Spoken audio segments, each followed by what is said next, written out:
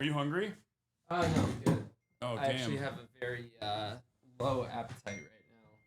You have a very low appetite right now? Oh, yeah. Some okay. light starvation in prison, so not really. Still working on getting back the appetite. Been doing like a smoothie diet mostly. Oh, shit. Yeah. Well, I was gonna... Well, this cooks this cooks what I was about to do because I was about to order fucking Middle Eastern food for both of us because I'm starving, but I won't eat in your face. Wow, While that's you so just- kind of you. while you just- Solidarity just is appreciated. Sit there. Anyway, ladies and gentlemen, we got Quentin Quarantino in the building.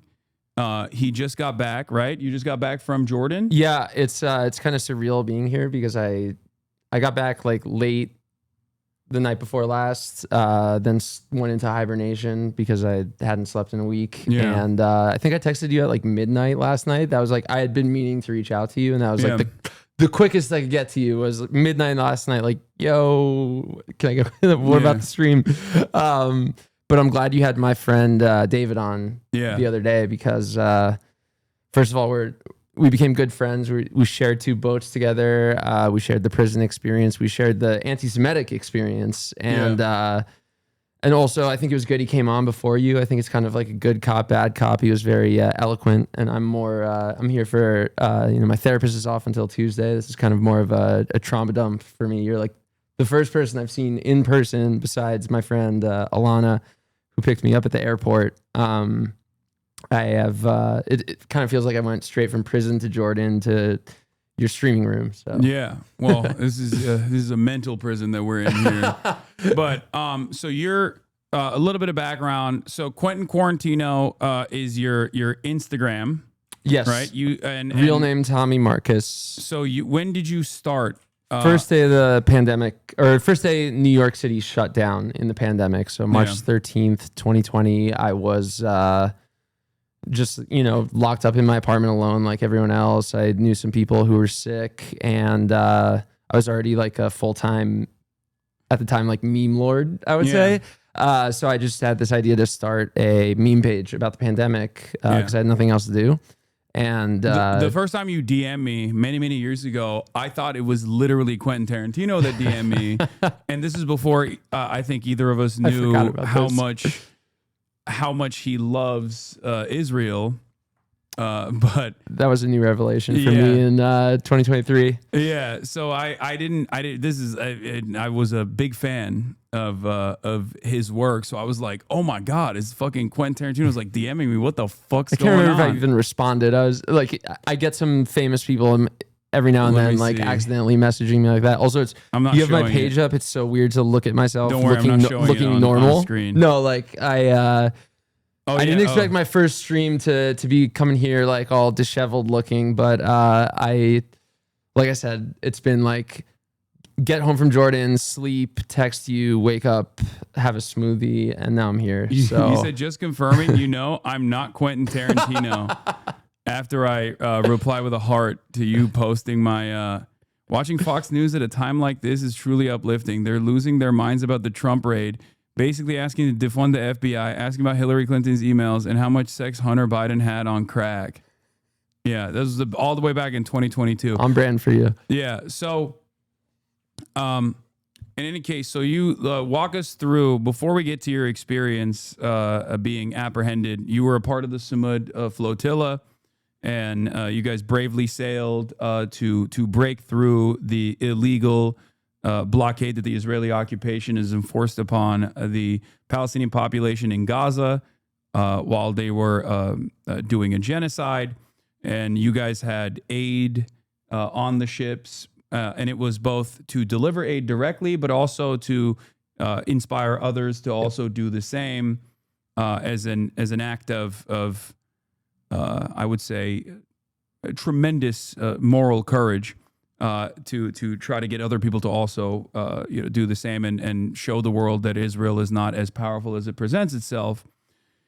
And of course, Israel came in and intercepted the boats after a few bombings, but yeah, that was true in Tunisia and in other places, and of course previous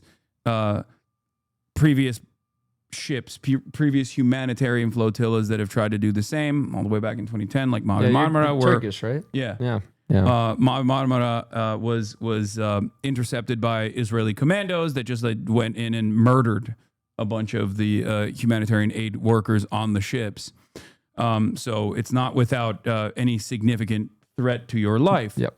And of course, in the aftermath of the kidnapping, then they placed you in prison. So let's start there actually, and then we'll work ourselves back to your own personal journey. For sure. As a Jewish American who became anti-Zionist. Yeah, and on the Jewish note, like I'm only half Jewish, but I grew up like very culturally Jewish in a town where it's like my hometown to this day, like from a Korean nail salon to a gas station, every single storefront has a "We Support Israel" sign in the window. So like all I knew for all of my life was Israel is the thing that protects Jewish people. I went to a mostly Jewish school that would, like, I'm familiar with actual anti-Semitism, like swastikas being drawn on our school, people saying bad things about Jewish people in basketball games to us, like real anti-Semitism. So bad things about Jewish people, like, yo, you guys can't dunk, like that. No, I remember we got into a fight once in a JV, not varsity, a JV basketball game, and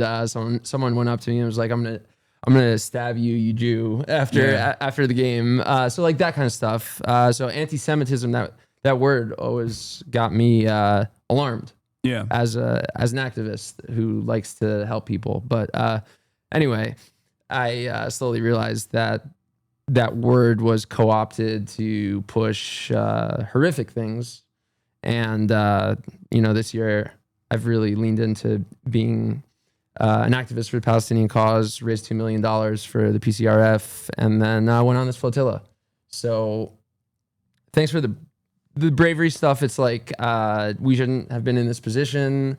The United Nations should have done something like this a year and a half ago. Yeah. It's like it's pathetic that the flotilla had to exist, but it did. And I'm so, even with what we're about to talk about, was not fun in prison, and that's putting it very lightly. And the actual trip itself was not without its struggles and fears. Like the night before the bombing in the Mediterranean Sea, I had a friend help me, a friend in the States help me put together a will, because we had seen like the Hasbro increasing about us being Hamas, and knew that meant there was some sort of like increased risk of violence, especially knowing the history of former flotillas.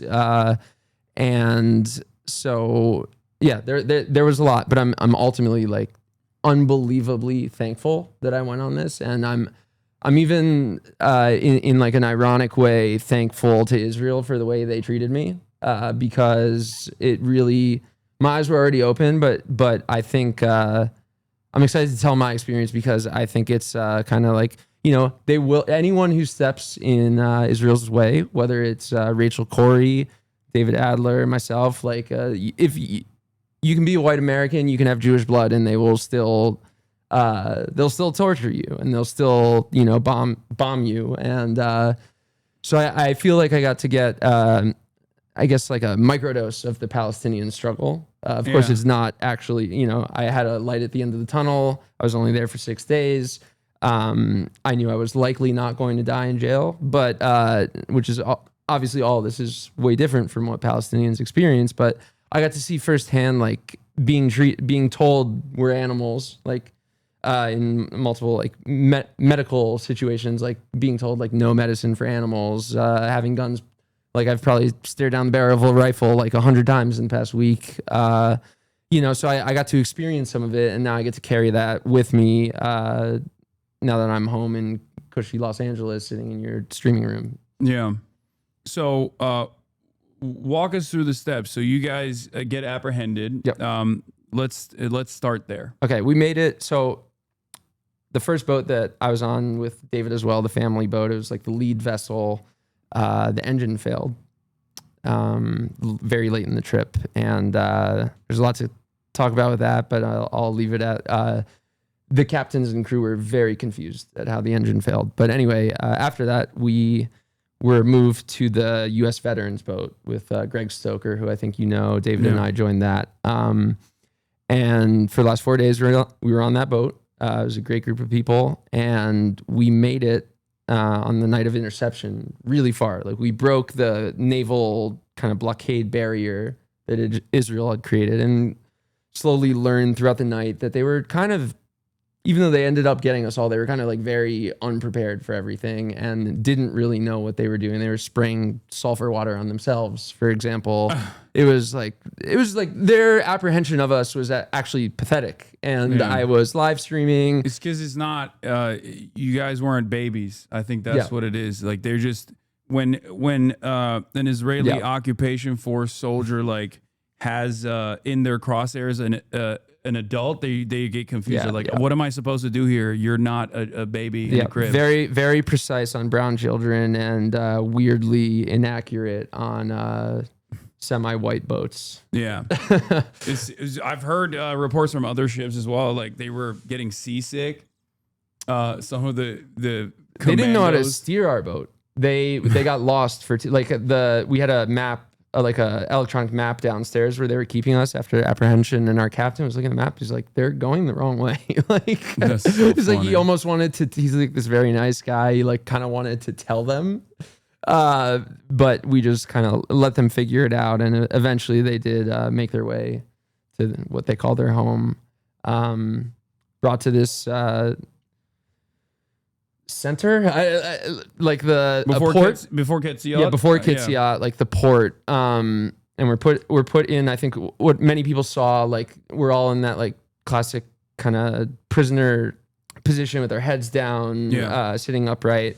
And then we were there for like 6 hours, but 2 hours in, two IDF soldiers come up to David and I, and they're like, "Are you Jewish?" And they knew who we were. It was very clear.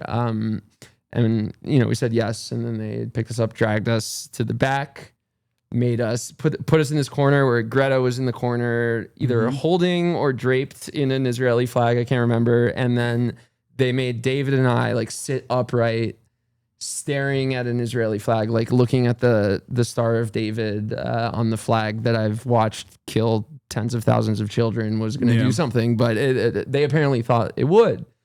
You just lock eyes with the flag, and you're like, "Oh my god, I was so wrong." And then they're going up to David and I. They're like, "So you're born in New York, David. You're born in L.A. Like, do you speak Hebrew?" And we're like, "No." And they're like, "Oh, not real Jew." I'm like, "Okay, like I don't fucking care." But anyway, I've heard this like this dynamic constantly reinforced by like a lot of people in Israel, where on the one hand they'll be like, "This is the only safe place for Jews. Everywhere else is terrifying for Jews. You have to come to Israel." But then they'll also be like, "Oh, you fucking American Jews, like living in the West in your cushy lives, like we're out here in the desert, like, having to do all of the horrifying things that we have to do. You will never understand it." It's like, okay, well, you don't have to do those things. Yeah, I've been told for years. I've been told for years by Zionists, like, just go to Israel and you'll understand. And I just went to Israel and I found it to be an anti-Semitic hellhole in addition to a genocidal apartheid state. But yeah, so we're sitting there, we're staring at the flag, David and I, and after an hour of flag staring, they had finally let Greta off, and then everyone is facing the other direction from us. And two soldiers come and grab David and I, drag us out of the fenced-in area, like that you can't see through. And so now we're sitting outside of everyone else, and we're like, what? Looking at each other, like, what the fuck is going on? And then Ben Gavir walks past us with like a posse of his 40 Nazi soldiers around him, and that was like, David is more of a politically savvy and maybe more calm and collected guy than I, and like, when we saw Ben Gavir, it was like, oh, we're fucked, because we really thought that with the naval vessels and the kind of, even though Italy did end up complying with Israel, like there was a certain agreement they made, like you can't kill anyone, that we understood to be, we thought Ben Gavir had lost like all of we're going to charge them as terrorists, we're going to treat them like terrorists, until we saw him physically, and then that's when we knew we were fucked. And then he goes in. without like, we're just the only two not there. And we're like, what is going on? And there's a clip of him yelling at the Flotilla members for 10 seconds. And the reason it's 10 seconds is because everyone started yelling at him. Like, even with guns drawn at them, they started yelling genocide, like pig, like, you know, everything. And Yasmin, one of the steering committee members, she was dragged out, like we watched her be dragged out, like by her arms, like with her feet dragging, like very violently. She is such a badass, just like screaming at the top of her lungs about the genocide. But he didn't really get that photo op that he really wanted. They did get that nice little 10-second video, but they failed to mention that they had strangely brought the two to three people with Jewish heritage out of the group for this strange photo op. And then after that, they take David, Yasmin, and I first through the processing facility. And we're sitting there, and Ben Gavir comes up to each of us, like one by one, with cameras behind him, and tells us we're terrorists and we support terror and we're a disgrace. And I was expecting to see those videos when we got out, and they're not out. And I think it's because, you know, I gave him a death stare. I'd love to say like I yelled at him. I didn't. David like kind of like spit on the floor near him. That's what I heard. Yeah. Yasmin yelled at him. So he didn't get that video that he wanted. And then from there was zip tied, blindfolded, beaten, thrown onto a bus. My back hurt so much at that point that I slept on the 4-hour drive to the prison. I slept on the floor, like head to head with Tiago, the kind of, I guess you would call him like the de facto leader of the flotilla, for two different reasons. I was in pain and freaking out and had to be on the ground. Tiago, I think, just like literally hadn't slept in 7 days. Yeah. So he was, I think that was his first moment of peace. And this was also his like second go at being apprehended, because he was in the first flotilla as well. Yeah. But I think from there is when it started to become unprecedented for, you know, the prior two flotillas and kind of what we were known to expect. Like, on my possessions, I only had my passport and my prescription for Lexapro. And I was told by previous flotilla members, like, yeah, they'll let you have like medicine that like is tough to come off. And you know, they threw it out in front of my face while I was like, hey, I actually need that. And they're like, don't worry, you'll get it in prison. I'm like, all right, I guess I'll believe. I have no choice but to believe the Nazis. But we get to the camp, we're put in a cage, all of us, and then slowly like stripped and put into our little outfits with little sandals that were half the size of my feet, and thrown into very overcrowded cells with very unsanitary drinking water situation, and we're starved. I actually wasn't planning to hunger strike, and I ended up hunger striking because they starved us. Well, to be fair, you would have had to eat Israeli food. Yeah. So what Israeli food? They, like, I don't know. I feel like I thought hummus was an Israeli food until like 2.5 years ago. Embarrassingly, that's my bad. But we got to the cell and one of the guards called me Tommy instead of my legal name Thomas, and that's when I started to become really concerned about like me personally. Was he like had he seen the memes? He's like, you are very funny memes, but you hate Israel.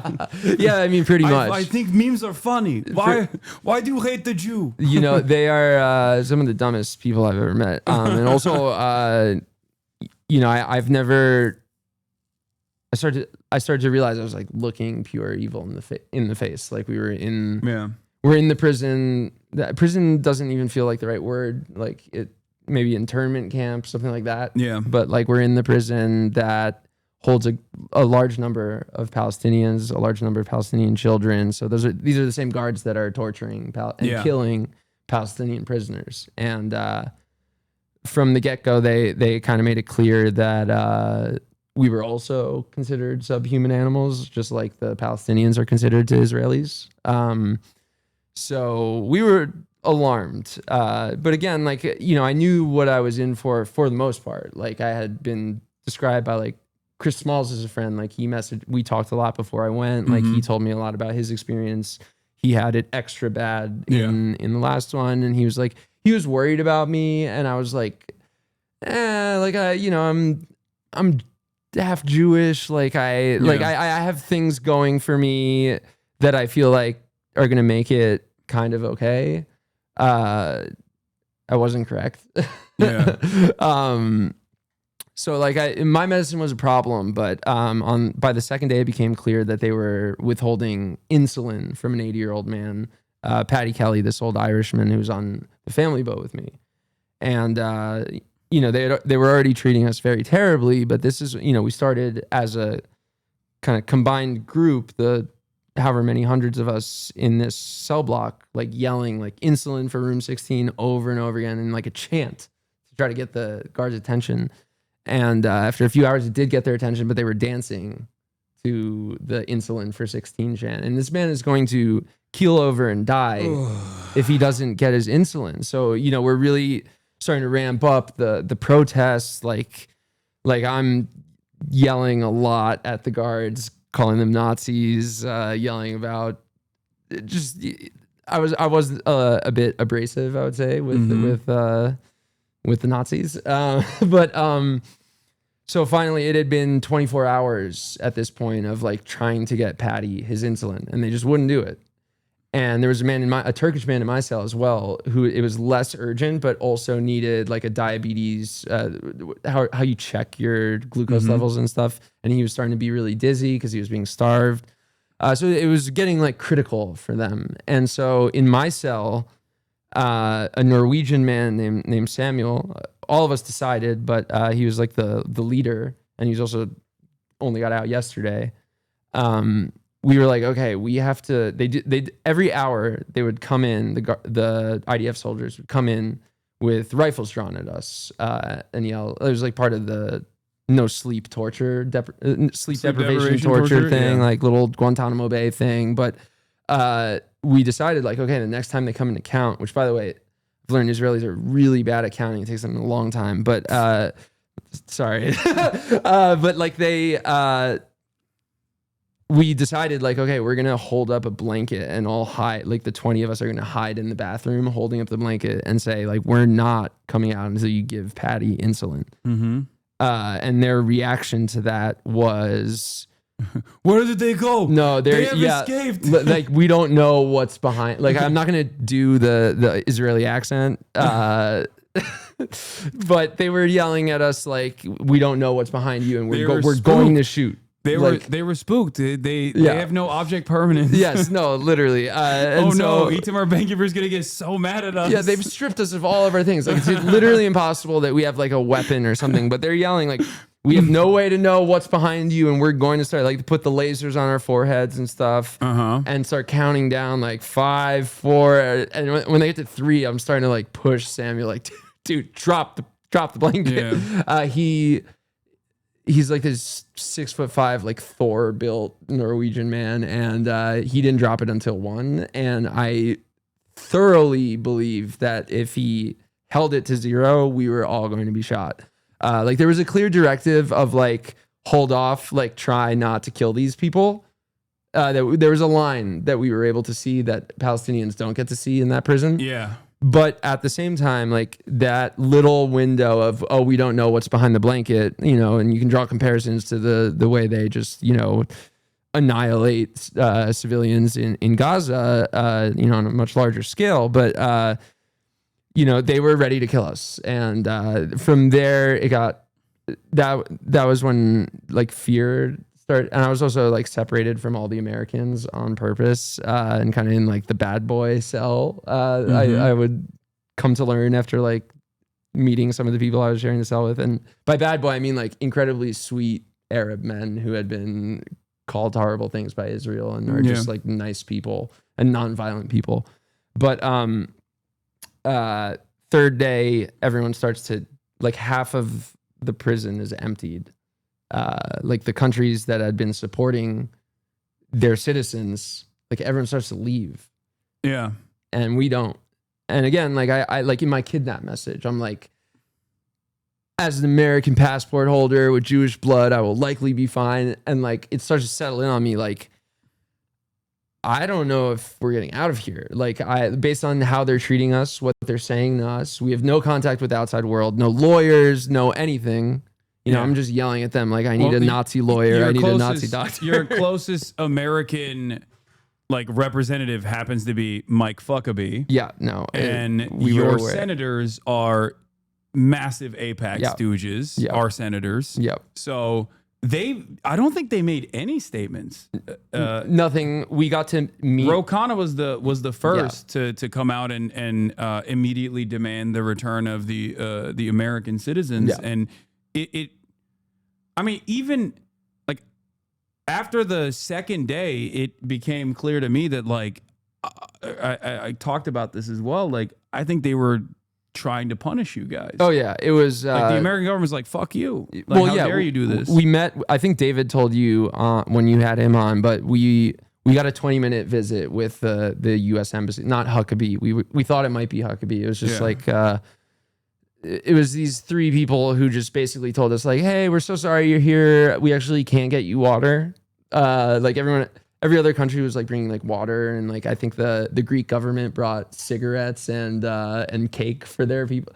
Like sorry, we can't get you water. As you know, the U.S. doesn't have any jurisdiction over Israeli authorities, and we all just start fucking laughing. Like, are you kidding me?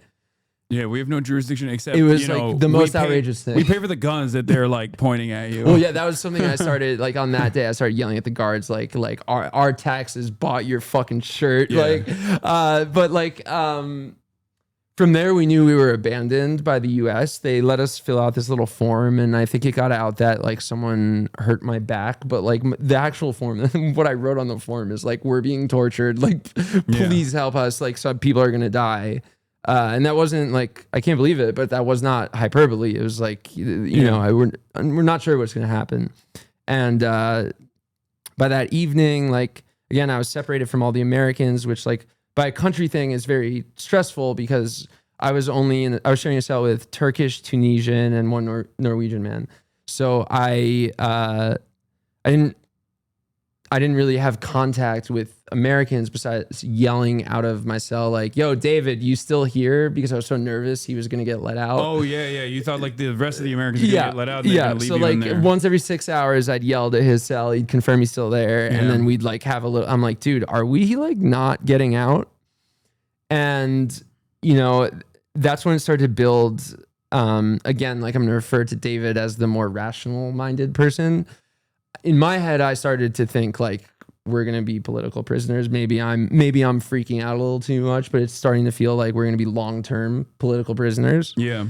And, you know, I kind of like yelled that to David over the loud music of the October 7th video that was playing over and over again for days. Oh, you didn't mention that. Yeah, I forgot about that. Wait, was it the secret one that they don't show anybody? No, it was one that I had watched on October 8th. Because the secret one, I think Owen Jones is like the only Western reporter that I know of that has like maybe seen the secret one, but I suspect that there's a lot in that they just like put together from like other conflicts. Like a lot of the videos that were floating around on October 7 and onward that were from like Syria or numerous other places that they were like that they had cut together to be like, this is what Hamas is doing. Oh yeah, and you know, like a 5-minute clip of the burned bodies in those cars that you know were, you know, I don't think gunfire really burns bodies like that, but that's a whole nother conversation. But it would also take the guards about 35 minutes to set up the TV. They had it took 7 guards to set up they were so proud of it, and like they would, especially to David and I, would be like, look, watch this part, and like, yeah, we fucking have watched it for days. But anyway, David from his cell like confirmed the same fear that I had, like that he had the same fear, like we're gonna be in here for months or years, because at this point the prison is 10% filled, like almost everyone has gone home. So, and we're starving, we're thirsty. I haven't been let out in days. besides that one little walk to the embassy and back. Like I was not. We were tracking the time by sunlight, and I was losing track. Like I kept asking people like, how many days have we been in here again? And I might be even getting the days wrong as I like recount this.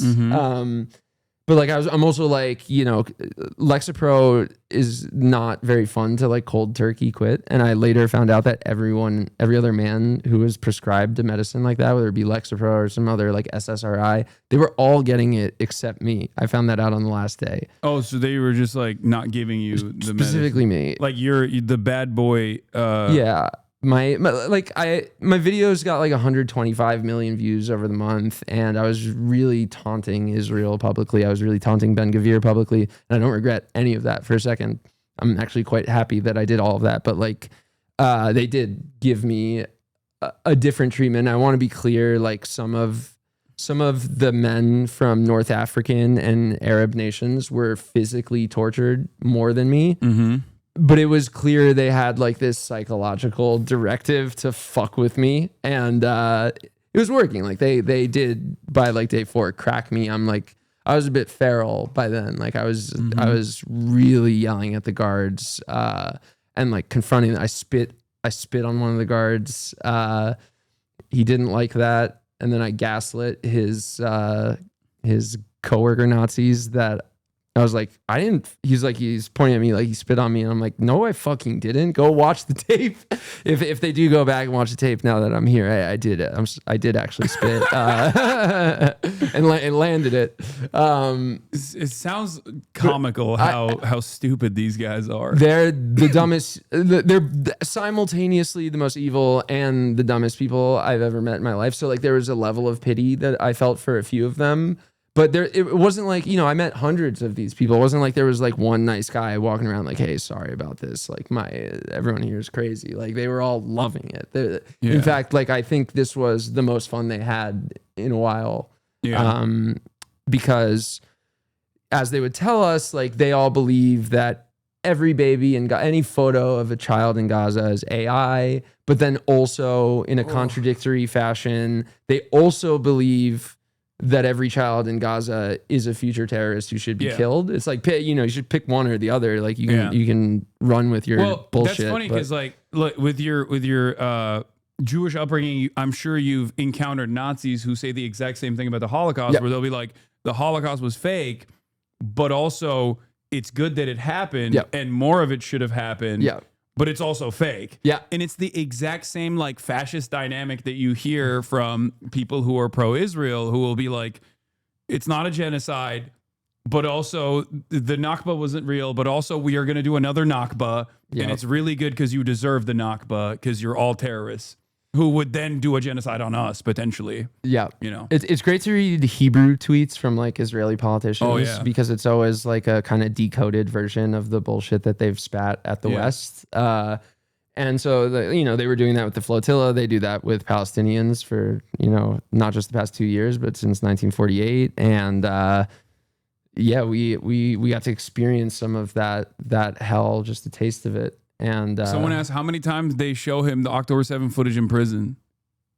It was just it was playing on. I couldn't even count, but I remember it was definitely like AI generated drivel classical music that was playing over it. So like I think that's gonna be they were respecting copyright. Yeah. But like I'm definitely gonna have that in my dreams going forward. So good job, Israel. You did do. You gave me some shit song to be stuck in my head, and my back hurts. But besides that, I think they really fucked up with the way they treated us. Like if I was a genocidal Nazi and was given the opportunity to have Ben-Gvir's powers over like how the Flotilla members were treated, given the amount of attention it was given, I would have done the exact opposite. I would have given the North Korea experience. I would have like I would have put us up in like a hotel, given us like I wouldn't say amazing food because we're in Israel, but like put on camera like look at these dumbass activists who thought they were doing something and now they're just like sitting in. No, they put us in a fucking internment camp and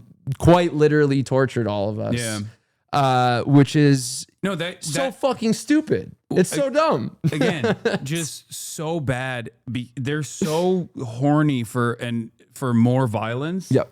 that they like get in their own way, which has played a big role in how so many people have actually become anti-Israel over these last 2 years, in spite of, I would say, American mainstream media and Western mainstream media being totally on board with virtually everything that Israel has done, and has like always tried to contextualize Israeli violence as like appropriate, and yet they've still gotten their own way, because like even the slightest pushback or the slightest questions that are asked on like Sky News or BBC or The Guardian is met with like sheer arrogance, like endless amounts of arrogance. Like, how dare you ask me this question? Like, this is incredible. And I think that played a big role in opening up a lot of people's eyes to the way that Israel operates.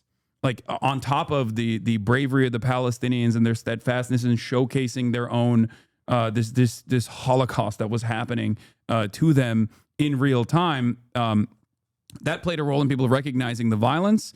But then I think even adults that mostly consume mainstream resources were like, I've seen some of these like images, who I love. I've seen some of these images, and it's really bad. But then I see, you know, these guys who are yelling in the most entitled, most arrogant fashion, and it's like, why? They're their own worst enemies in terms of like doing branding and PR. Yeah, and like you said, like I grew up Zionist. I honestly, after October 7th, I made a statement. It's very embarrassing, but I made a statement about October 7th that was reposted by @Israel, like on their government accounts. So I was about to say that, like, I think it's really important for you to like explain this for members in this community as well, and in general, because like that's like your growth in this regard is very important. Like, you went from someone who was, you know, making a pro-Israel statement on October 7th to literally going through the illegal blockade and being tortured in Israeli prison over the course of 2 years. Went through the whole you went through the full spectrum. You know, there's two groups of people that I would give the most credit to. First would be Palestinians, both in Gaza, and Palestinians who were friends of mine, like even before October 7th, who were like extremely patient with my dumbass brainwashing. But also just Palestinians in Gaza who showed me, like, you know, Motaz is now a friend of mine, and at one point I was told I couldn't like trust his photos, and I didn't ever really believe that. Like, I wasn't like a staunch Israel supporter, but I was just like, I was following like the Bernie Sanders line of like, hey everyone, like this war is pretty terrible, and what about that Netanyahu guy? And you know, I didn't realize at the time like how fucking harmful that was with my big platform, and also my ability. Like, I've raised the most money, crowdfunded the most money of anyone on social media ever. And I wasn't doing that for Palestine for like a year, and it started a year and a half. It started really eat me up, because over the following year, the second group of people that I owe the most thanks to for helping change my mind are Israelis and Zionists. Yeah. See, like, because I'm not an idiot. I was brainwashed because of my upbringing, but I am also like someone who's covered like the Ukraine war, the Taliban takeover in Afghanistan. Like, I am experienced in like horrible situations, and I was slowly seeing like, wow, this is like not like those things at all. Like, they're just literally slaughtering children. And then anytime I would be so scared every time I made like a post that was like, Bernie Sanders says there may be like war crimes happening in Gaza. And, you know, even on those milquetoast statements I'd put out, I would get messages like from longtime Zionist followers, like, hey, Tommy, like, I don't think you understand, but like this post is like the reason that Jews get murdered all around the world. And I'm like, what the fuck are you talking about? It's like, no, your statements is the reason why anti-Semitism is exploding. And so by this year, like after the election, it was a real wake up call when Trump won. And I started to really get intense. Like, I did know summer of last year that it was a genocide. Yeah. It was a mixture of like cowardice and also like a wrong belief. Like, I kind of followed the Democrat line of like, let's just shut up about it until after the election, try to beat Trump, which in hindsight, moronic, harmful, but like I didn't know any better. But then after Harris lost, I was like, first of all, ashamed of my work, and then like I took a couple months off, and I came back and I was like, I have to start doing things about the genocide. Like I have the power to directly help children. And then I did. I raised $2 million for the PCRF, or 2.2 million, something like that. $1 million of which went to feeding mothers and children in Gaza, and $1 million of which has gone to surgeries for evacuated children who are like amputees. And I'm actually going to Jordan and Egypt in a month with the PCRF to meet some of those children. Oh, that's dope. Yeah. And then so, you know, as I'm doing this, like I'm getting blamed when Israelis are killed. I'll get the messages by the thousand. Like I started becoming a real Zionist on social media. I started to really like fixate on me because I was like the guy with the Jewish background who was like, I was so fucking wrong. Like, I'm sorry, guys. I did not realize, because that's another thing that I didn't mention. I do think it takes a lot to like, say publicly as a public figure to say that you were wrong on something like this. Obviously, like the thing that you were wrong on is incredibly consequential, but like even then, most people don't do that. Yeah, and you know, I've seen, I hope this doesn't sound like me patting myself on the back, but I have seen like some like blue MAGA Democrat influencers like start to post about the genocide, and then in a way where they're kind of like pretending like they've always done it. And for me, it was like, there's no way I'm just gonna like ease this stuff in and be like, oh yeah, I was like, that's not helpful. Like people remember, I was unfollowed by plenty of pro-Palestinian people and Palestinian people who had loved me until 2023 and were like, oh my God, like he just doesn't get it at all. Like they knew me as someone who helps, like even in the Middle East. Yeah. And so like I said I was really fucking wrong, and I'm so sorry. And like I noticed as I ran with that and telling my audience and the other people watching like how wrong I was, why I felt I was wrong, the things that made me change my mind. Like I noticed myself for a few months, like just via direct messages. Like I honestly think I changed tens of thousands of minds. And it is that 100%. That's why I've always tried to explain to my audience how important it is to be open-minded to people who are going through that change. Obviously, some people I'm a good example. Yeah, I watched your shit and I thought you were like, I had been a fan. Did you think I was being anti-Semitic? Yes. I thought Hasan here was problematic. Yeah, because he told me that, and I mean, I give you mad props for that. Even we were at the ICE protest, and you came up to me and you were like, dude, I think it was on camera, but you were like, dude, I've been a fan for years, and then after October 7, I thought you were being anti-Semitic. But again, that's why it's very important for, I think, people in my community, people all around, to be much more understanding, and recognize like what people's like initial perspective is. Because when you're inundated with this kind of propaganda, it's very difficult to shake yourself out of it. Yeah. Especially if you are in a Jewish community in particular, but even if you're not, like, this is just, there is a lot of financial investment that Israel and Zionist groups have put into making this be the normative position, making the pro-Israel position be the only position that is ever spoken about, if spoken about at all. And so I that's why I think it's great for you to walk people through your journey and like reflection and changing your mind, and be open about that as well. Because I think rehabilitation, unfortunately, is oftentimes lost in this conversation. There are a lot of people who are very progressive, very open-minded, and they never really consider like systemic factors and the social conditioning that plays a major role in why people believe the things that they do. And I think it's great to be able to overcome that. It takes a lot. Thank you. Props to you for that. I appreciate it. It wasn't easy, but also like it's the bare minimum that I could have done after accidentally like running an apology tour for a fascistic genocidal war machine that is, I think most importantly, just like it's not a country that is based on religion. It's based on murder. And that's something I really didn't understand until this year.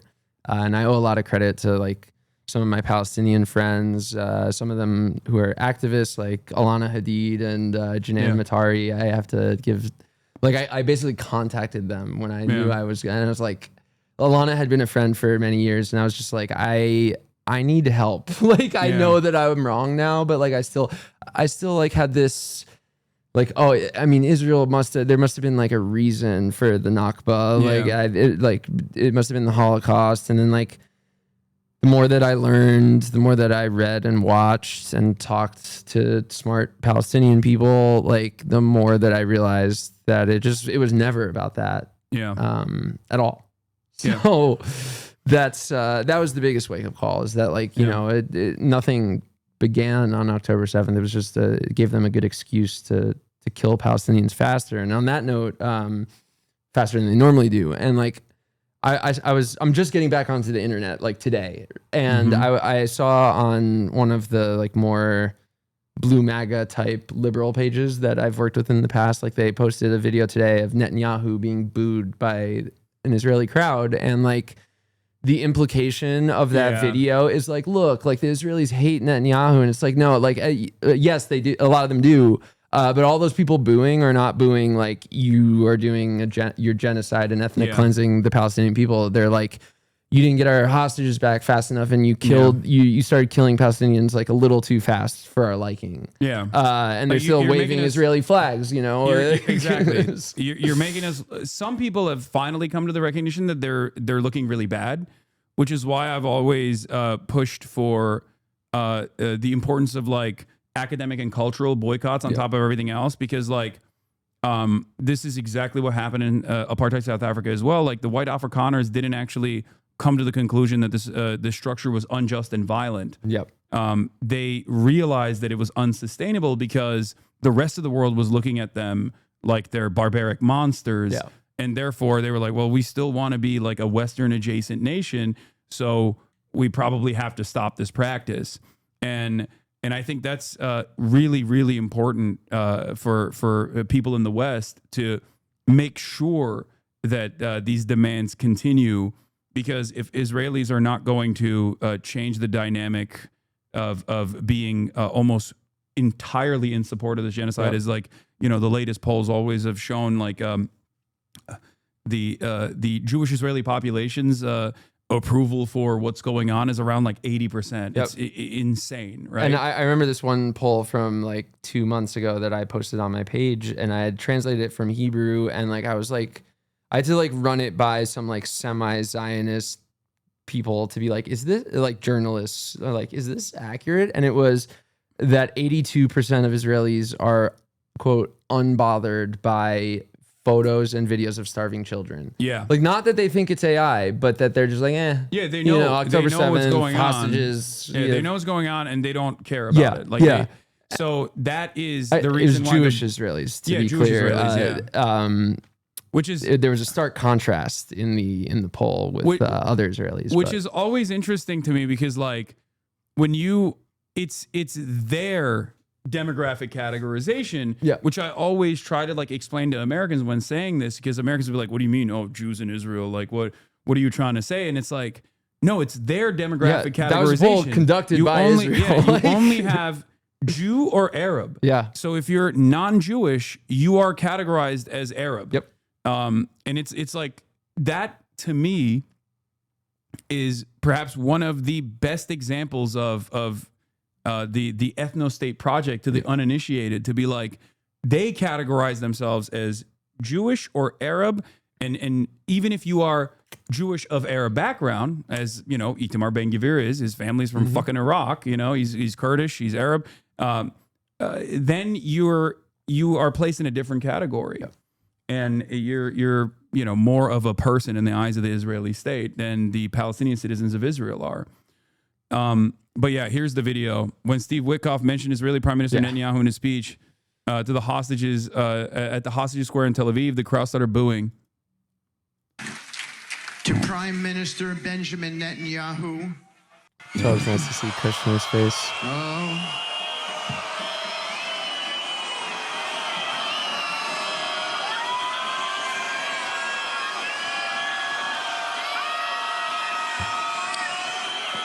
Okay. Okay. To Prime Minister Benjamin Netanyahu. Like those posters in the background are notably not starving or exploded children in Palestine. They are they're the hostages. They're the occupation soldiers. Well, yeah, they're not even at this point. They're prisoners of war. Yeah. The ones that remain. It's it is pretty remarkable how much of a fucking clown show this administration is too. Like Steve Witkoff is in this position because he's Trump's golfing buddy. Yep. Like there is no other reason why he played this formative role in the negotiations process, which is mind-boggling. But then also when I talk to people like Jeremy Scahill and we go back and forth on this stuff, it's like, I guess in some weird way, it's better that it's someone like him than it is a fucking Brett McGurk, for example, who is just like a rabid ultra-Zionist and has his own like personal investment in his mind to the cause of maintaining this ethno state and maintaining the dominance of this ethno state. So like, I think he gives less of a shit about Israel and more about like what kind of building developments that he can have in the Gaza Riviera project, which might play a role in a weird way, might play a role in like ending the genocide faster. It's so fucked up, but that incompetence might have played a role in like, changing the way that Israel was operating.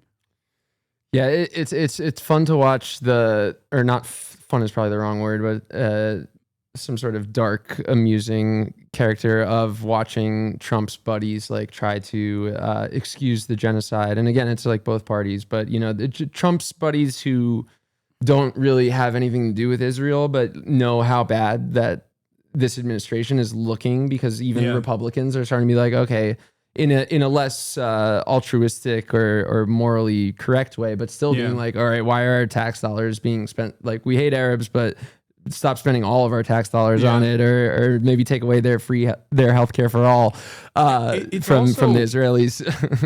It goes back to the like the networks of influence and lobbying. I think that like really pisses off Republicans, because in my experience, when I try to like deprogram people away from having Zionist beliefs, like one thing that I've found with Republicans that to be incredibly successful is like talking about anti-BDS measures in like 38 different states in America, where they're like, what do you mean in the state of Texas a public school teacher has to sign a loyalty pledge to the state of Israel that they will never boycott or divest or demand sanctions from the state of like a foreign nation state? Like, that doesn't make any sense.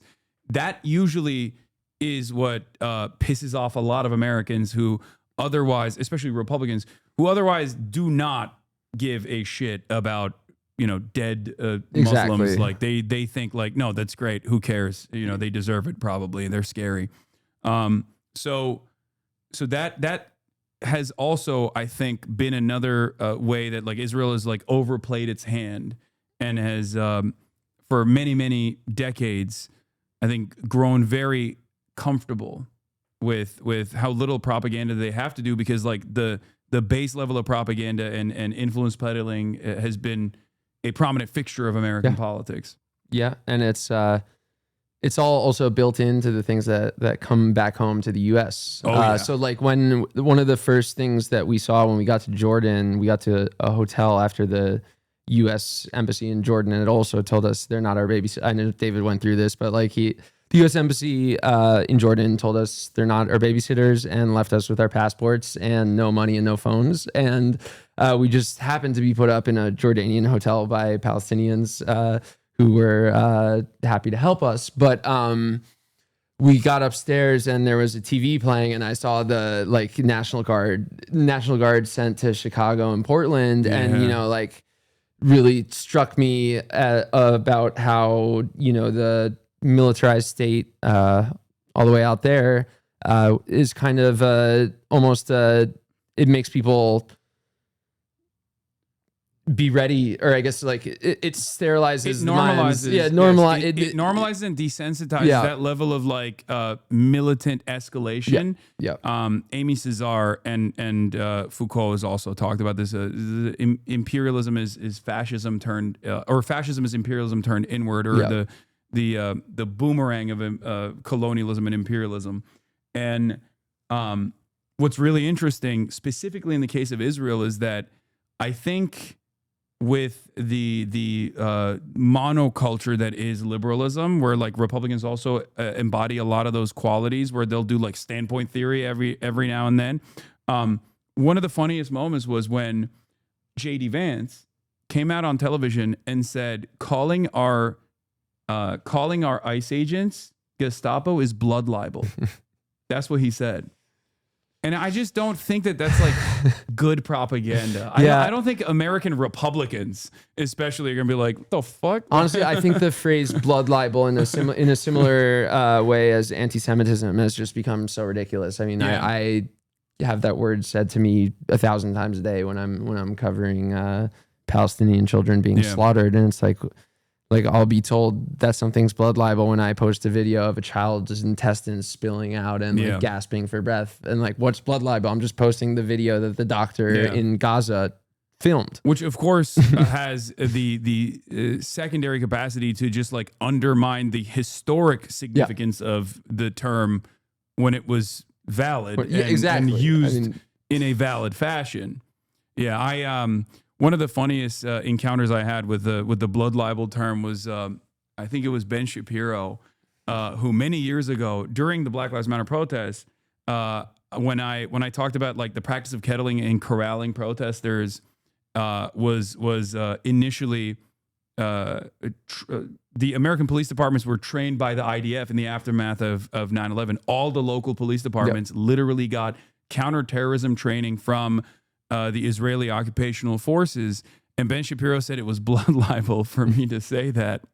I also thought that was a lie 2 years ago. I don't like. I never looked it up, and I was told by smart people who I trust, like, no, that's like some anti-Semitic bullshit. Yeah, it's like, no, they literally trained the police. Yeah. Like it's a thing that happened. Yeah, just one of many examples of like the Hasbara, even on people like myself who who have progressive values. Yeah, like I was always I don't want to say growing up I was a Republican. When I was like 12, I was a Republican. But like Bernie got me like when I was going into college. And I'm 30 now, so like for most of my life I've been progressive, and still I fell for the Zionist propaganda bullshit. No, but see, that's what I mean. It's like it's very sophisticated. The networks of influence are very sophisticated in the sense that like for the progressive circles, like there is a carve out, progressive except for Palestine, and that was. It sounds crazy to say now, given like how many more people are totally tuned into what Israel is doing and are like no longer oblivious to it. But for the longest time in progressive circles and leftist circles and socialist circles, like there was always the notion of progressive except for Palestine. And that's precisely the reason why, like, even American leftists would be like, well, Jeremy Corbyn, like, I don't know, isn't that guy a scary anti-Semite? And it's like, no, he's not. He's just saying the truth about Israel being an apartheid state. Yep. And now I think this generation onward will be confused when hearing that. Like, will be confused when they hear progressives who were pro-Israel. They'll be like, what the fuck do you mean? I have a good example of that. Your friend, I think you're friends with him, Nathan Robinson. He was on your podcast a few weeks ago. He runs Current Affairs magazine. Like I was introduced to him 2 years ago, like by a Zionist friend. And like the intro is like, Nathan's this brilliant guy who has great politics, but like he's a little kooky when it comes to Israel. And it turns out that like Nathan is like spot on about Israel, and I wish I had been reading his articles and listening to him more then. But I sent him a funny message a few months ago telling him about that, and we Nathan Robinson, friends. who was the truth teller of John Fetterman, for the record. He was the standalone figure who was like, John Fetterman's statements on Israel, even before his like brain hemorrhaging, Before the lobotomy. before the lobotomy that turned him conservative, like fully conservative, he was one of the few people that was like, no, I think it's really fucked up that John Fetterman weirdly is like signaling that he's pro-Israel when this like block of the squad +4 or whatever at the time was like definitely more anti-Israel than like the average American politician, average American Democrat. He was the Fetterman truther. And I totally at the time was like, oh, he just doesn't want like the Democratic majority for Israel to come after him. I was in the same boat. That's the reason why he's just like, because I was obviously anti-Israel then as well, but I was looking at it and being like, you just kind of have to play ball, right? Like you just have to kind of play ball to not draw too much ire from these like pro-Israel lobbying groups and advocacy groups. Nope. He was, I don't know, maybe it was a Harvard education. I don't know what the fuck happened, but he was with it. I knew I was doing something right when my longtime follower, Giselle Fetterman, his wife, unfollowed me. No. That was like a real honor for me because I had been checking and I really was hoping to clear my following of any Fettermans because I did help his campaign a little bit. Like I wasn't paid or anything, but I was just wanted him to win. She was an undocumented immigrant. Yeah. Which is why this new version of Fetterman is extra crazy. Like, I don't know. It just kind of feels like she's doing this like for medical reasons, I feel like, where she's like, I have to take care of my ogre. Yeah. He can't, otherwise he just reboots and starts walking in circles or tries to walk into traffic, you know? Yeah, That's I'd feel bad is. for him, but he's a genocidal monster. So he is. It's crazy that like he sounds like Randy Fine when he talks about Israel. It's like, bro, you're from fucking Pennsylvania. Like you're like, it doesn't make sense. Anyway, of everyone, he makes me like the most ashamed to be an American because it's like, you know, he's a Democrat. Yeah. And he is so fucking, he eats off the floor. It makes me question what the fuck I'm doing with politics. Like I'm very disillusioned with politics. I think you are as well.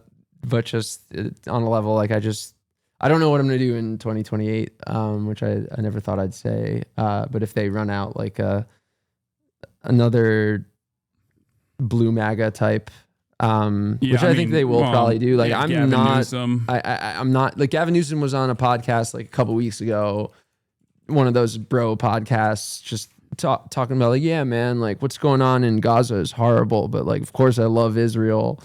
And, you know, I see so many people, even people who follow me and like what I'm doing for Palestine, being like, oh, Tommy, did you see like the Gavin Newsom clip or like the tweet that he did to Trump? And it's like, yeah, good. He has a good social media team. He still is a Zionist who supports genocide. So there's also a lot of other, I think even on the domestic front, he has a lot of issues as well in domestic policy, of course, as the governor. I'm a new Californian, so I'm just kind of getting introduced to some of his domestic fuck ups as well. Yeah, it's just it's pretty bleak. It's pretty dire. Someone said 5-second rule. Come on, bro. You know that thing has been on the ground the entire time. He's actually eating it directly off the ground. He is such a goddamn ogre. Yeah. Well, Gavin Newsom recently said that he really liked my work, so I'm now I have to be pro Gav. No. My bad. We love no. No. I mean, I will be interviewing him in the future, but it'll probably be a little contentious, I think. Nobody saw my previous side note. Yeah. But what were we talking about? Oh, we were talking about how you feel disillusioned with the way American politics works. Like, I mean, yeah, you just gotta focus on you just gotta focus on allegiances that you can create. Yep. And creating networks of pressure and be a voice that will pressure the Democrats to do the right thing. Yeah. When they are showcasing their inability to ever entertain doing the right thing. Like even when I think about like the shutdown, like I hate Hakeem Jeffries. I hate Chuck Schumer. Why? Yeah, because he's too hot. They're too charismatic, and I'm jealous, right? But But like what they're doing with the government shutdown, like it's valid. It's the right approach. It's the appropriate thing that they're doing. Right. So it's important not to be like super single-minded in any capacity, and remember that like harm reduction is still very important. And I know there's fights to fight Yeah. here, just like, you know, we were both on the front lines of the ICE protests together. Yeah. You know, like I fully acknowledge that. Yeah. So it's a tough mental balance of like, okay, I need to use my platform to fight Trump, but Yeah. also The way I see it is that I but combat. also Yeah, no, I am an anti-fascist. Yeah. I will combat fascism wherever you know it it's is. illegal. Yeah, I know. Oh, I know. Trust me. Also, Jordan Yule asks, really chill guy. What's up, Jordan? He said, "Does Tommy have any comments on the Mets collapse?" We can't. You know, I'm willing to go really far on Israel, but I can't do baseball. It's too hurtful to a lot of people, and the struggle of Mets fans is just not something that I can. Well, as a Mets fan myself, from what I've seen, doesn't feel right. You can always say at least they didn't do like a Charlie Kirk memorial. Yep. The Yankees, Unlike the fucking Yankees did. So you know, there's a reason to be a proud Mets fan, Yeah. even through the struggle. Yeah. So thank you. I won't say that big of a thank you because their owner is not a great guy. But what to sport? put it- There's no sports Yeah, team that yeah. has It's just like a that's good like the owner. one. Like he spends a lot on my favorite baseball team, so it's Yeah. like, you know, I know he's a bad guy, but There is no. he's my evil billionaire pass. Yeah, at least not fucking Miriam Adelson. Like, imagine being a fucking Mavericks fan. You know what I mean? Like that's gotta suck. That's gotta hurt so bad. Yeah, she single-handedly made people anti-Zionist, I think, in the entire Dallas metropolitan area with the crazy trade decisions that they made. I saw someone write something about Fiji water. Like, I'm entitled to drink Fiji water after drinking toilet water for a week. In my opinion, I don't even know my opinion. what's the problem with Fiji water. I don't know. I mean, I'm sure there's. I mean, I don't like the taste of it. That's my only frustration with it. But there was another thing I wanted to talk to you about. It wasn't about disillusionment or discontent, but fascism, anti-fascism. Okay, I can't remember anymore. I'm losing my train of thought here. But were you sleep deprived in the past week of by soldiers? Yeah, no, I was up all night worrying about you guys. No, I was just I don't know. Well, I mean, thanks for actually covering the flotilla properly. As I saw, like one of the things that was really shocking when we got out, like David and I got access to an iPhone through a friend in Jordan, and it was just like kind of like a Safari browser, but we got to like read some article. We were like people who just got out of a cave, and we got to read some articles about the flotilla. And it was like, there's this New York Times article that had 3 writers. It covered the flotilla well, covered the interception well. But then there was just like no follow up. Like there wasn't like these guys like just fucking disappeared, and there's like no one knows exactly what's happening to them. Like it just, the coverage ended. So, you know, that's why you were one of the people that I hit up, because I don't. Yeah, especially when it was like obvious that the American government was like actively trying to punish you guys. Yeah. I was like shocked. But I guess like there is no end to the well of depravity in mainstream news. It is pretty.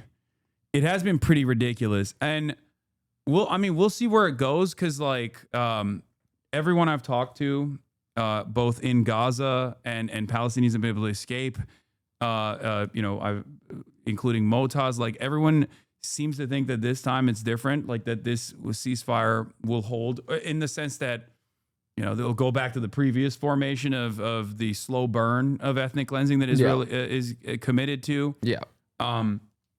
We'll see. I mean, we'll have a clearer picture of what will happen by the end of this weekend, because that is the technically, I guess, like the end of the first phase. But there's still a lot of variables that haven't been, to my knowledge. I'm still very like news starved right now. Yeah, no, there is a lot of stuff. Obviously, like the real meat of the argument is going to be in the second phase. But I think like it's a joyous moment for the Palestinians. Yep. They are obviously, understandably, getting a moment of respite here. And what I'm interested in is to find out how Israel tries to deploy a Western propaganda apparatus now to try to like clean up its image.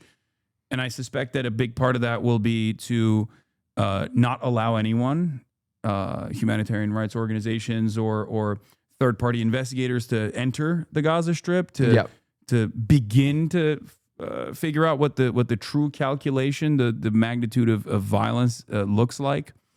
And then outside of that, I mean, Trump straight up said it. He was like, I'm going to fix Israel's PR. Yeah. Yeah. He just keeps saying like our hostages too. I don't know what the fuck. That's the result of a president who's just concerned with what's being said on the cable news. And, even the cable news in the past couple months has kind of gotten a little bit truthful about because it's impossible to hide at this point. People have social media and are, the ones who aren't just completely falling into the trap of like AI, Pallywood, whatever. Oh my God, the Pallywood, even that word like triggers me because of how many times it's been sent to me. But, I think this summer has been a huge wake up call for a lot of people. Just seeing the evil like completely unveiled in a way that like any objective person can't really deny. And so I don't, I'm really happy. I talk to so many journalists in Gaza who I platform, and even like children that I have, like I talk to their parents and collaborate with them. And it's like the saddest concept ever, but they make very effective content to show like, I'm just a little girl in Gaza, and this is my destroyed house type of content. I'm seeing them all celebrate, and I'm really happy for them. And I just, but I do, also at the same time, have a hard time trusting this plan. And then also, knowing that even with a ceasefire now, with what I know, that just like at best, it's going back to a apartheid state that kills a ton of Palestinian children, just not as fast and not as transparently. And deprives them, starves them. Starves them, manages their food, everything. Yeah. So, what can you elaborate on as far as like your personal experiences with like your friends from your upbringing? Like, do they share similar perspectives, or did they like outcast you? Because like one of the things that when I went to the encampments, glad you asked. The student encampments at UCLA, a lot of Jewish anti-Zionist students on campus came up to me at the encampments, and they said that they like felt a lot of isolation, that all of a sudden like this sense of community was like taken away from them, because they were like, oh, we wanted to go to Hillel or the Chabad, and it was like they were like, you're either full-blown unconditionally pro-Israel or you're not with us. You need to get the fuck out of here. And I feel like that's it's almost like Mormon style, where there's this like outcasting of I committed social suicide by doing what I've done, to the point that like friends' parents were writing publicly like, you're not welcome back in Bergen County, New Jersey. And I've been uninvited from weddings. I got uninvited from a wedding that is a longtime friend from childhood. But, another guest at that wedding is going to be Rabbi Shmuley Botich, one of the, who I unfortunately I've had the displeasure of knowing for a lot of my life. No way. And like you knew Rabbi Shmuley? I have unfortunately had Shabbat dinner at Rabbi Shmuley's house. Wait, make sure you don't show anything on your phone. Forget what we're, you know what? I'll just, from memory, the text is like, there have been some concerns about you coming to the wedding. That's crazy. From guests at the wedding. They chose Rabbi Shmuley's daughter, Hannah, and I'll say her name because she like there's a reason been publicly writing that I'm like the a one vile that sells the dildos. Yeah, so she in 2020 tried to hire me to be like the social media guy for her kosher dildo company that she runs with her father. And, even then when I was like proud of my Jewish background and didn't think of Israel as like the evil that it is now, I was like, I think the kosher dildo thing is like a little weird for me. And I was like really desperate for money. And so I considered it But I was so like the whole thing. You dodged a bullet with that one. Oh God, thank you. Like, thank God, thank God I don't have to say like, yeah, dude, I ran the social media for a year and a half. Because it's like embarrassing more than anything else. Yeah. It's not even like. No, I'm embarrassed like on their behalf, even though I think they're Yeah. monsters. Like Shmuley, I think is one of the most rabid Nazis in the entire world. Oh yeah. Like, so what's really funny? My funny Shmuley story is that I know from people that I know that have like unfortunately had to debate Rabbi Shmuley when they sometimes go to like they'll host like events right at the Holocaust Memorial Foundation or whatever to like bring an appropriate anti-Zionist guest that's like maybe not as radical as someone as myself, and they'll like Zionists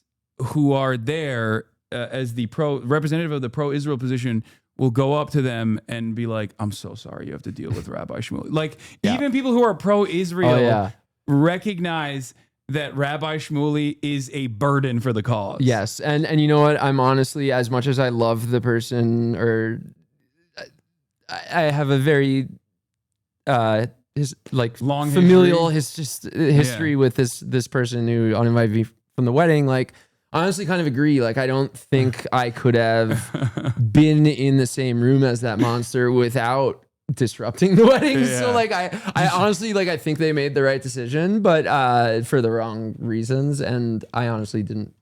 I was having my doubts about going to the wedding myself, knowing that he would be there. But just one little Shmuley story. There's a chance that Quentin Quarantino would not exist without him, because in February 2020, I was at an event at his penthouse in Manhattan. It was like a memorial event, but I was like walking around his apartment. Like I knew him as a maniac. Like I was walking around his apartment that's like decorated in like news headlines from Israel about like him fighting like Ilhan Omar and shit. And at some point, like my back just fucking locked. Like I just like it got like I from just like bending over and like looking at all of his weird like self-promoting memorabilia. And I hurt my back so much that I was like, I need to go to the fucking hospital. And I like walked out of this memorial service and went to the closest, like I Ubered to a New York hospital. Like I was like, I can't move. What the fuck? And I was in the emergency room just for the night. And then I got like what I later found out was like a really, really like early case of COVID from that hospital. Like I was in a hospital with sick people, and 4 days later I was back in a hospital with like insane illness. Yeah. Rabbi Shmuley. So thank you, Shmuley. You deserve a little credit for helping me raise $2 million for Palestine and change Jewish Zionist mind. And I think, outside of me as well, Shmuley probably has had that impact on some Jewish Zionists as well, just because of how disgusting he is. Don't think I'm going to be invited to another Shabbat dinner after that rant. But Megaphonic says, I've mentioned this before, but I've encountered rabbis, cantors who refuse to officiate Jewish weddings if both of the couples aren't Israel supporters. A 4,000-year-old religion reduced to a litmus test over a 78-year-old political ethno-state. Yeah, I mean, it's basically like there are a lot of secular Jews in America, and they appreciate the community. From what I've seen, they appreciate the community, the sense of like purpose. And they don't obviously like keep kosher or anything. They do, Yom Kippur, stuff like that, right? They don't always go the full length as like conservative or Orthodox Jews do. But for a lot of those people, I think it's Zionism has been almost like a perfect way to. Zionism has been a perfect way for them to like substitute like the religious side. And instead turn it into like this national project so that they can present it as this like beacon of prosperity in this desert landscape surrounded by scary Muslims, right? Yeah. I applied to go on Birthright in college because I just knew it as this fun trip where you went and got drunk and traveled around what I thought was like a cool place like Tel Aviv and stuff. And I convinced my Chinese roommate in college to apply with me, and like helped him like construct like a very transparently bullshit story about like, but like we were both accepted, and then I was really poor, and I just like, even with the free trip, I just didn't have like, thank God, I just didn't have enough money in my checking account to be like, okay, like I'm down to go on this free trip across the world. Man, you could have had a very different. You could have had a very different. For life. all I know, if I went on that trip, I would have been brainwashed so much that I wouldn't be sitting here. Yeah, so you know, would be living with your IDF wife. Yeah, right now in Tel Aviv. Just like my non-friend Quentin Tarantino, who yeah, he did once say I have a license that other people don't have on a podcast. But at the same time, I did have to like change my avatar and stuff because Israelis specifically were mistaking my account this year as being him, and it caused, without going too much into detail, it caused some issues. That's so funny. Yeah, dude. and like I am He's at the point where like you stopped him from sucking toes. Yeah. He was like, "Come on, man! I'm in Tel Aviv. I'm sucking IDF toes out here, and you're fucking the bag up for me." To his credit, not that he deserves really any, but I've been allowed to keep the username, and I love the username, and at the same time, like I pulled up your stream like 5 hours ago when you said my name. Everyone's like, "Don't you know that Tarantino's a Zionist?" And I'm like, "Fuck, man, I should like change it to QQ." I think that at was some point. literally the first thing I told you at the ICE protest, where I was like, "Did you know?" Like when you told me, you're like, "Oh, I became an anti-Zionist." I was like, "Do you know how fucking like I didn't know it either." I was a huge fan of Quentin Tarantino. Like I have a Once Upon a Time in Hollywood poster on my wall. Like I was like I knew he was a weirdo, right? But I always, but in like an said, admirable like, way. He's a weirdo. He's a director. That's how directors are. That's how good directors are. You know, like that's the way I thought about it. But then I found out he just like straight up lives in Israel. Is he? He's not Jew. Is he Jewish? I know his wife is Israeli. I don't remember 100%, so I don't want to. I don't want to answer falsely. I don't think he is. I'm already in hot water with him. You know. Yeah. Let me see. Quentin Tarantino. My guess was no. Yeah, I don't think he is. Someone said he's Italian 100%. I feel like that's true. Also, Inglourious Basterds was awesome. Oh yeah, such a objectively fucking sick movie. Such a good movie. What is this? Naz Hashem. Quentin Tarantino, though not Jewish himself, has developed significant connections to Judaism through his marriage to Israeli singer and actress Daniela Pick. The couple married in 2018 in a Reform Jewish ceremony, which included traditional elements such as chuppah, is that how you say it? I don't know. And was officiated by a Reform rabbi living part-time in Tel Aviv. Tarantino has embraced various aspects of Jewish culture and traditions. Said he likes Shabbat dinner. Yeah, I like. Well, that's. I mean, I do. I had some good dinners at Shmuli's house. You know, yeah. It's also still a Nazi. It's like. It's like, come on, Shabbat is awesome. That's like, okay, who doesn't like a Friday dinner? Yeah. You know what I mean? And you get together with your family, have dinner. Tarantino is also learning Hebrew. Oh my God, he's learning. Ooh. He's learning Hebrew. To better connect with his family and surroundings, he has mentioned that he watches Hebrew children's shows with his son to improve his language skills. In recognition of his ties to Israel and cinematic achievements, Tarantino received the honorary degree from the Hebrew University of Jerusalem in 2022. While Tarantino has adopted certain Jewish customs and actively engaged with Israeli culture, he has stated that he has not converted to Judaism. He identifies as an atheist, but participates in Jewish traditions to honor his family heritage. You know, listening to him those aren't say like that my he likes actual like DM Hebrew children's shows, like it reminds me. My friend Janan Matari wrote. She's a Palestinian and wrote this very sweet children's book about Palestine. Sent it to me and I read it, and even for children, it was moving, and it's not like. There's nothing that should be controversial about it. And it's being banned all over and people, causing parent teacher outrage type of things. Yeah. And the contrast is pretty stark. Yeah. Yeah. It is what it is. Well, Tommy, thank you so much for coming on. This was a remarkable experience, and I admire your bravery. You've done a fantastic job. And I look forward to seeing you at the next protest. Yep, I'll be there. And thanks for having me. Thanks for having me chat. Yeah. How long are we on? I've lost track of all like time counting in the past week. Well, you came at like 3:15, so we did an hour and 20. Awesome. Hour and 30. On, bro. Of course. All right. See you later, everyone. Hold on. I'll walk you out.